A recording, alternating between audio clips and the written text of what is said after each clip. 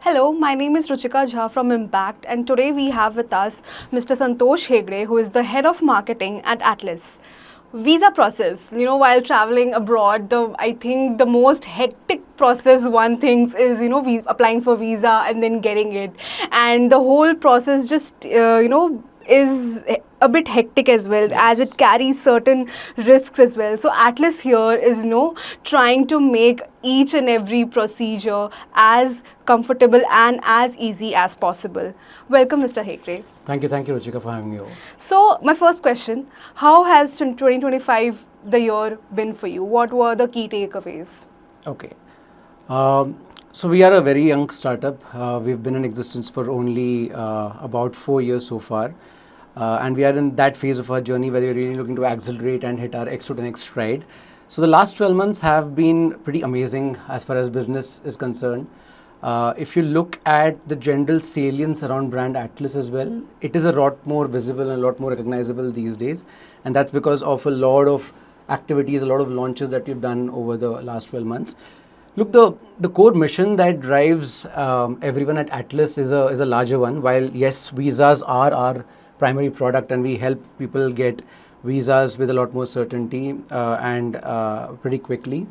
What drives us ultimately is that we feel there is a huge arbitrage at play, right? Okay. So if you look at India today, it's one of the fastest growing economies in the world. We are very soon going to become the third largest economy as well. And yet, a homeless person in the US will find it far easier to, say, go to Europe than an extremely affluent person in India who's probably earning a seven-figure income. And we feel this disparity is fundamentally what we are trying to solve for. Right. Nobody who wants to see the world should feel restricted by their passport or the strength of their passport. It was drives us, right? So with this in mind, single-mindedly, all of us at Atlys try to drive this agenda to the best, and then you see product and ops and marketing trying to make that happen. So that is the fundamental mission at heart, and business that we get out of it is just an outcome that we keep measuring from time to time. Our salience has actually quadrupled in the last 12 months ever since we've started investing in marketing and content significantly. Unfortunately, I'm not at liberty to share numbers with you. I wish I could do that because we've had a great story there as well. In due time, we will release that as well. But I think we've started off this journey pretty well, and we're hoping to hit new strides every year. Indeed. And have you also tried to make a difference in the category where we usually see in India that, old traditional people, they rely on traditional methods as well, Yes. via going through agents. Yes. So how are you trying to make a difference over there? Sure. So there are three drivers of consideration that fundamentally are active in this category. The first one is convenience, the second is cognitive load, and the third is certainty of outcome. So convenience would fundamentally refer to the fact that a person who wants to get a visa has to jump through a series of hoops depending on the country that they are applying Indeed. for. And it can often be a very laborious and inconvenient process. Atlys exists to make the process simpler to the extent possible, where customers feel like it's a big advantage over, say, going to an offline agent or going to someone who cannot make it as convenient as we can or our product can. The second one is cognitive load, which is, there are, let's say, over 200 countries in the world, of course, but about 50-60 form the Pareto of it, where people prefer to travel, and each of these countries have their own processes. It is extremely difficult for someone to understand in depth what the process of every country is. Atlys becomes that one-stop destination where you can go and get a visa to whatever country you prefer without having to search for it and be sure about the authenticity of the content that you see with respect to other countries. The third one is where I feel we have a distinctive advantage, which is certainty of outcome. Because of the fact that we employ a lot of experts in our company, because of the fact that we've processed over 2 million visas in the last couple of years alone, we understand what it takes for someone to pitch their profile right to stand a great chance of getting that visa. Now, this is not something that a lot of offline agents can promise you because their scale is nowhere close to ours. We've obviously also gone through our own journey of seeing rejections early on, and now we know what makes a customer's profile strong. So we can possibly assure a customer of a higher certainty of outcome. Of course, the ultimate decision lies with the consulate, but to the extent possible, we are able to assure them of certainty of outcome. And in the rare cases where we're not able to do that, our money back promise comes in handy. So essentially with Atlys, and that's the way we pitch our proposition as well, which is on time or on us.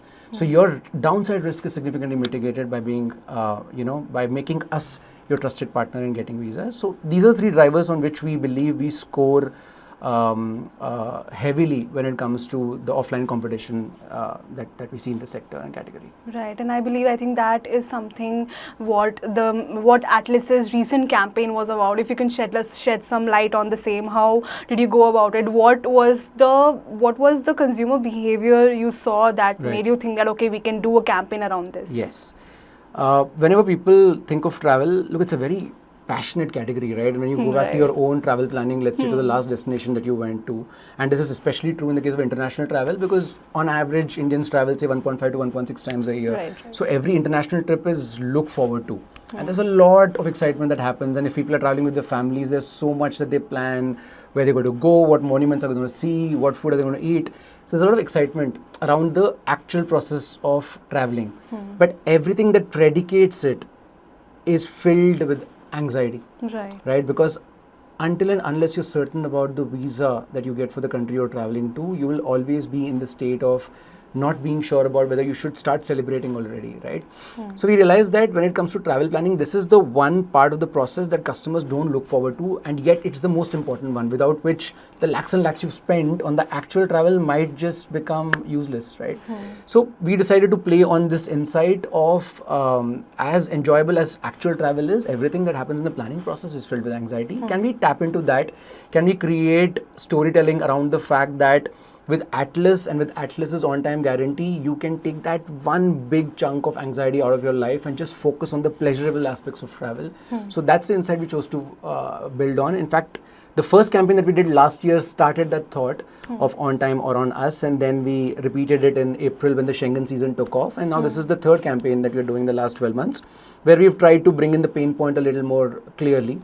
And the campaign is right now on air, and we are seeing some early results which are very encouraging. We hope to continue building this, because look, brand building eventually is a long-term process. We cannot aim to land our proposition just with a couple of campaigns. It will take years of being at it and at it consistently for us to eventually leave the customer with this clarity that when it comes to on-time visas, there is no better bet than Atlys to take.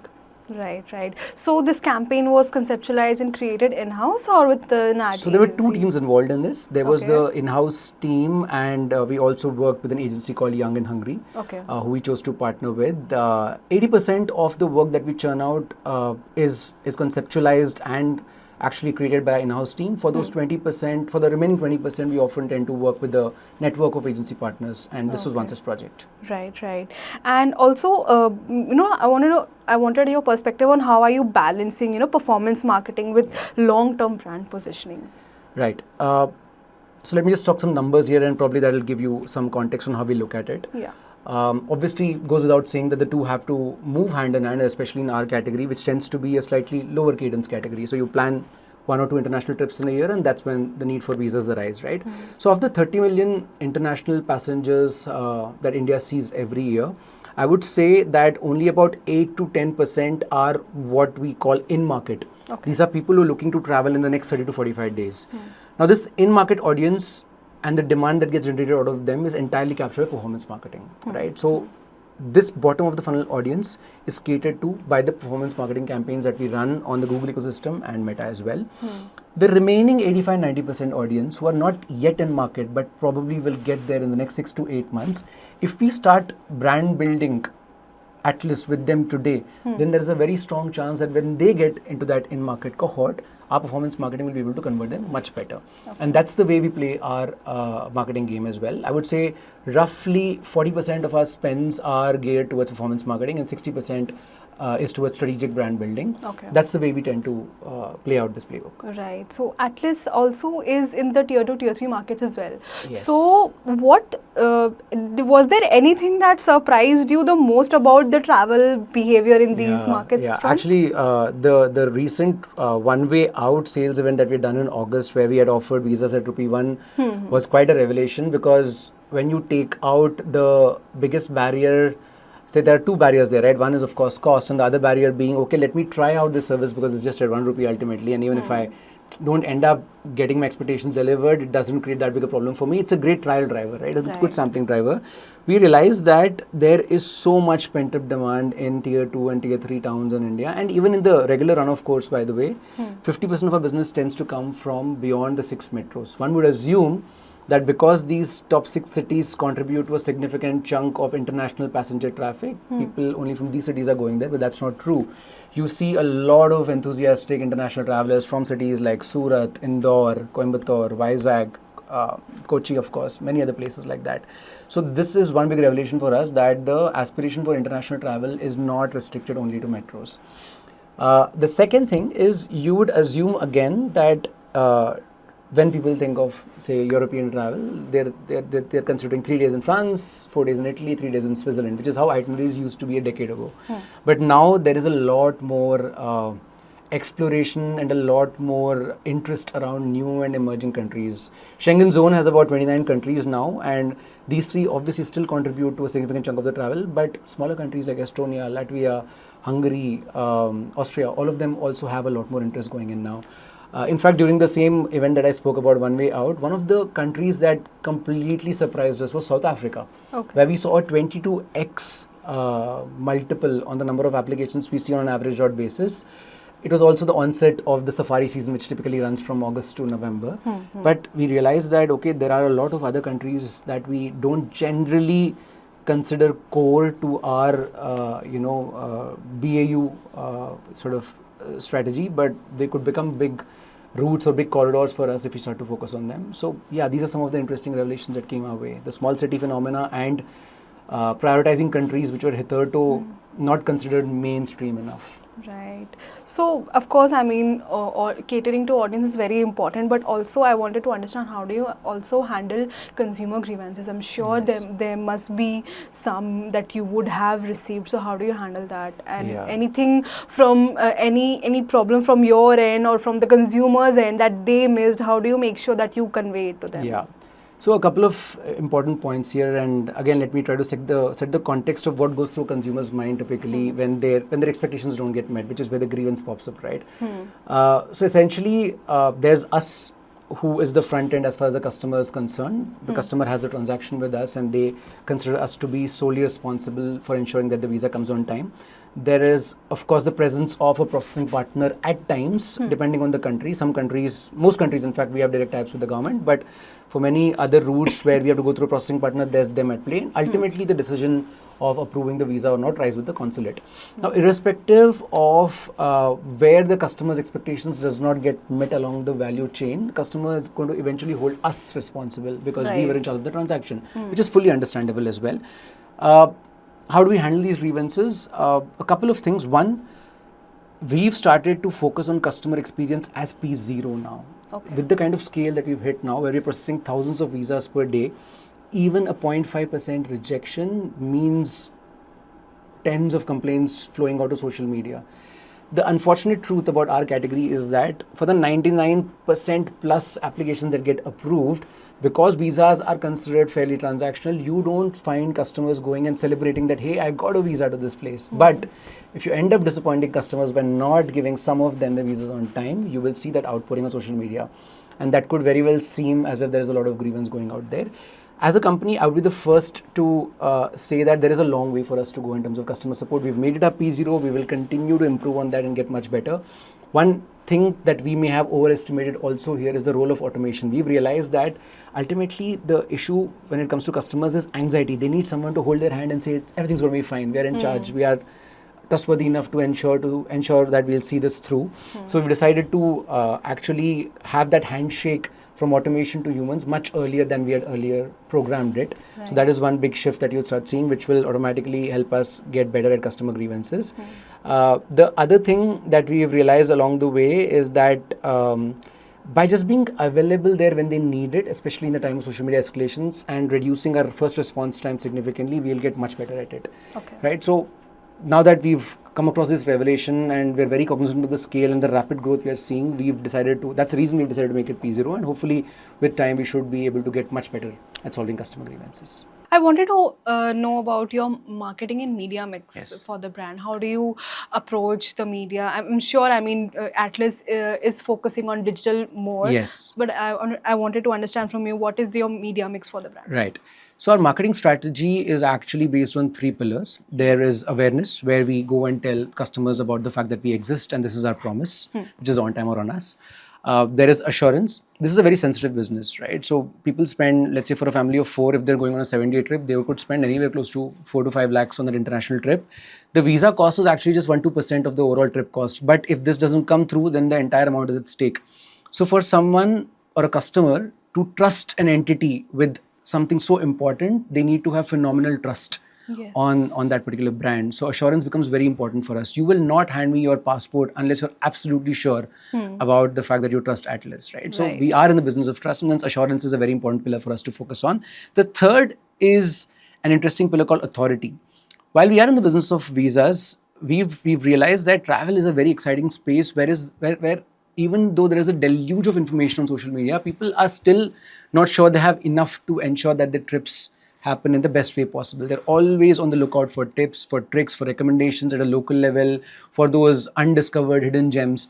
So we've decided to fire up our content engine to cater to that particular need. And the realization here is that if the customer trusts us when it comes to information on travel, and we have a lot of authority on that, then when it comes to visas, we'll be a natural choice for them. Right. So awareness for us largely gets built through print, which is a channel that's worked really, really well for us, because in India, the percentage of international passenger traffic tends to skew slightly over 30 versus, say, a lot of other markets that you operate in. And print is still a very relevant channel for them. Print also is a great ecosystem for trust. And hence, that is a big channel for us. There's also digital, which is primarily YouTube and Meta for us, through which we do a lot of efficient reach building. And then we also tap into these neighborhood communities where a lot of affluent households who tend to travel international tend to reside, and that gives us a lot of targeted, awareness building. For assurance, we leverage a lot of trends. Now we've become a fairly recognized voice whenever there is any regulatory change or whenever there are travel trends. Yes. We tend to have a say on that, which helps us build our trust credentials. Our founder is also fairly accessible on LinkedIn. He has a sizable presence, and Mohak is one of the first people to react to any customer escalation that happens, and that Right, also helps right. us build trust. We also rely on partnership with a lot of influencers, and we don't tend to work with influencers on a very ad hoc basis. We don't tend to use them like typical advertising. We build relationships with a lot of creators, and we have long-running partnerships with many of them who recommend us when they find us living up to our promises, right? On authority, like I said, we have our in-house content engine, which generates a lot of content, and we do it on a daily basis. We have active presence on YouTube, on Instagram, and we operate with a mix of branded and non-branded channels as well. Okay. Because we realize that non-branded channels tends to build higher credibility, and it also gives us more organic traction than, say, branded channels, because people are on social media not to follow a brand, but to find interest groups that are relevant to them and follow them, right? So this is the mix with which we operate, and the media mix is just an outcome of the strategy. That's it.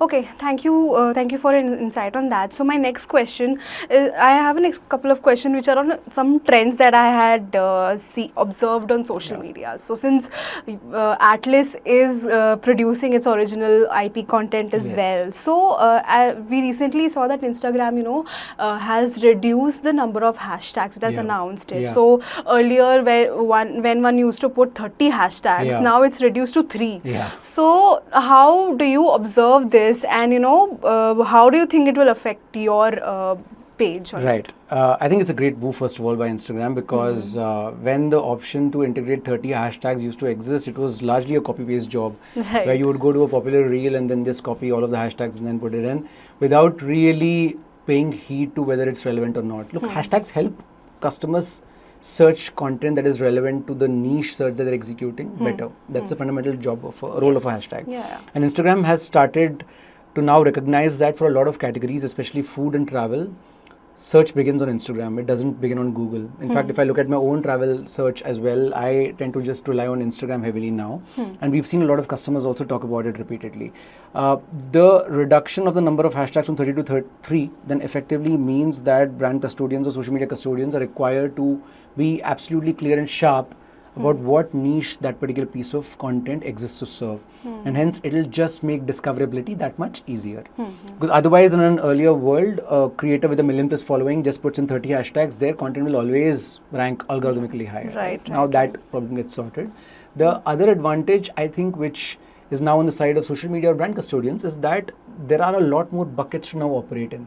You can choose to segment those content buckets into micro segments and actually start churning out more content with just those 3 hashtags out there, which helps you build your content calendar out much better and gives you a higher chance of also being discoverable for customers. Got so it, yeah, it's a got good move overall. And before this announcement for the brand, how Yes. helpful were hashtags for discovery? Yeah, it was. If I take a location or a geography like let's say Bali, which sees a lot of influencer and creator content out there, but then you also run into this problem of there is too much content. And let's say I have a very specific query about where to dine in Ubud, which is one of the places out there.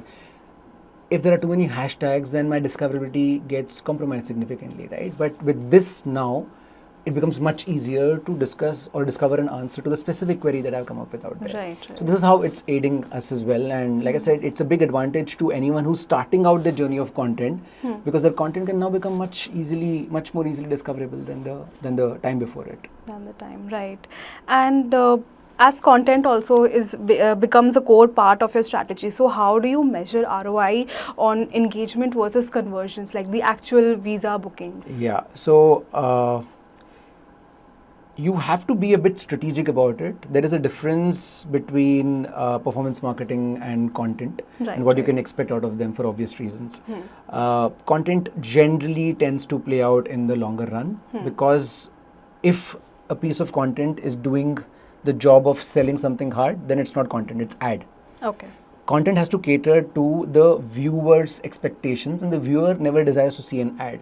Let's say they're looking for tips to, say, travel in Bali, then intrusive presence of a brand out there will severely impact engagement, which will impact the credentials of the creator fielding that piece of content as well, right? So content has to have that kind of a playbook where over a period of time, the brand integration starts becoming stronger once the customer's been reeled in.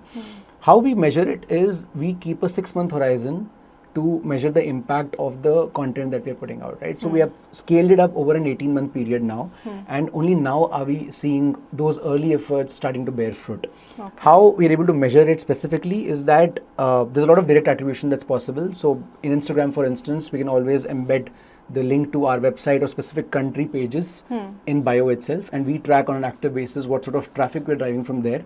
And we operate on a first click attribution, which tells us very clearly that if a customer has come in through that link, then when do they convert? And we're able to take calls basis that. That's one way of analyzing it. The second one, which is a more effective way in my opinion, is a timeline-based analysis. It rarely happens that you see a piece of content and then you go to the link in bio and then from there you do the transaction. You see a piece of content today, 6 months down the line when you're planning travel, it strikes you that, oh, I've seen something on this platform called Atlys. Let me go back there, check their website out, maybe they'll assist me with a visa. Now, this cannot be attributed in the typical attribution architecture that any brand would have built, right? This gets classified as organic. Over a period of time, when you nullify or when you rather delineate the attribution of the brand campaigns, which can give you direct attribution, of performance marketing, which is again direct, you will start seeing this 1 minus cluster, which includes everything else. Right. That can be attributed automatically back to content.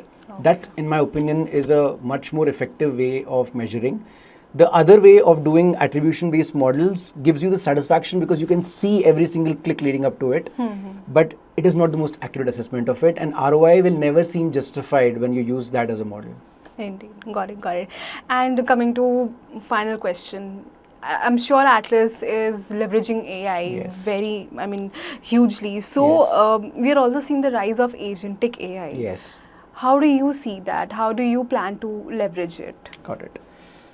So let me talk about I think there are two questions embedded there within that one bigger question, and it's a topic in itself. We could go on hours talking about how Atlys is leveraging AI or what next in the space of AI. So we were able to scale from, say, doing tens of visas to thousands of visas largely because of the contribution of AI. We have to be very, very clear about it, right?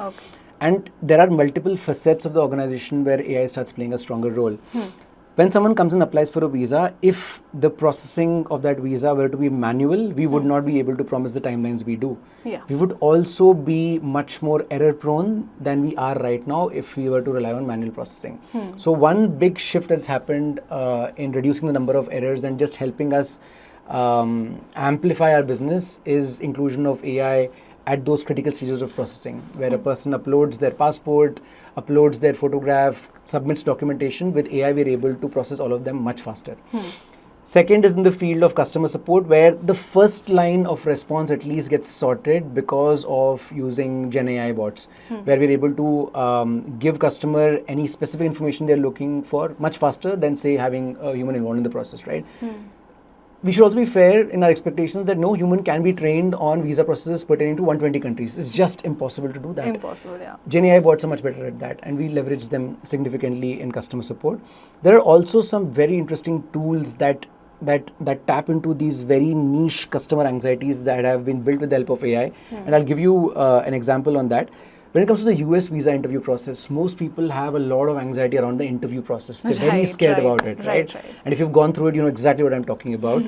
People are scared for themselves, they're scared for their families also. How will my parents answer that question that comes in? And obviously every answer is being judged. So we built this AI-based mock interview process. Okay. Wherein there is a person who actually takes your interview. You give this interview for 10 minutes and the person assesses every aspect of every answer you've given. The tone you used, the clarity with which you answered, did you hesitate when you were answering? So basis your 10-minute interview, you're given a report card with areas of improvement. Okay. We've made this tool free for anyone who wants to be a part of the US visa process, whether you end up transacting with us or not. This is just our giveaway. And you must go through this tool to really see how amazing it is, right? And we've had so many customers going gaga about how helpful it was for them. Now, this is again possible only because of AI. Otherwise, it would have been very, very difficult to develop something like this because every person is different, every answer is different, right?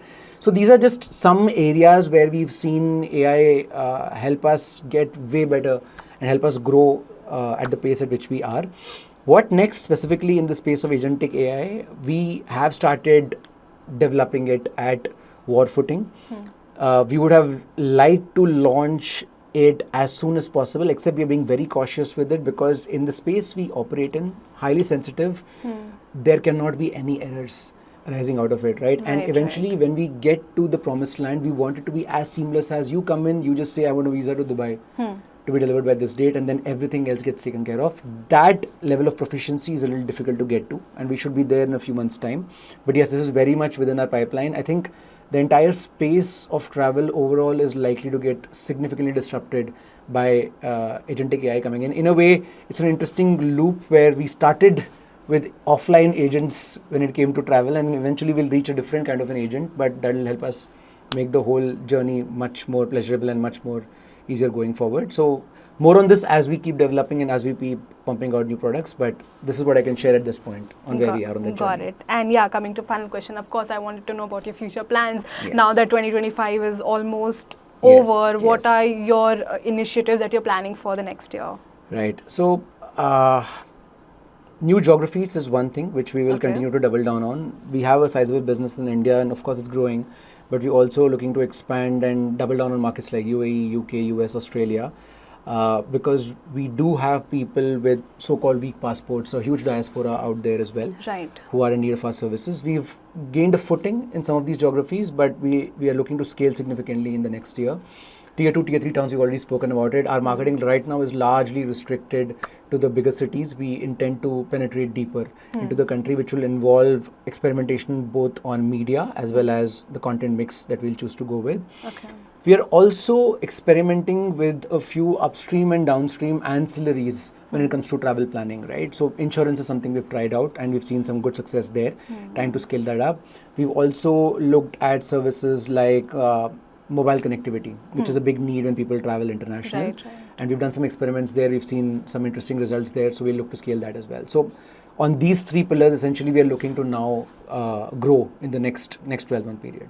Understood. All the very best for the same. Thank you, and thank you so much, Mr. Hegde, for your time and for having this lovely conversation. I'm sure the viewers will get so many insights of the brand and what it's working Thank towards. you. Riveting chat. Thanks so much. Thank you. Thank you so much.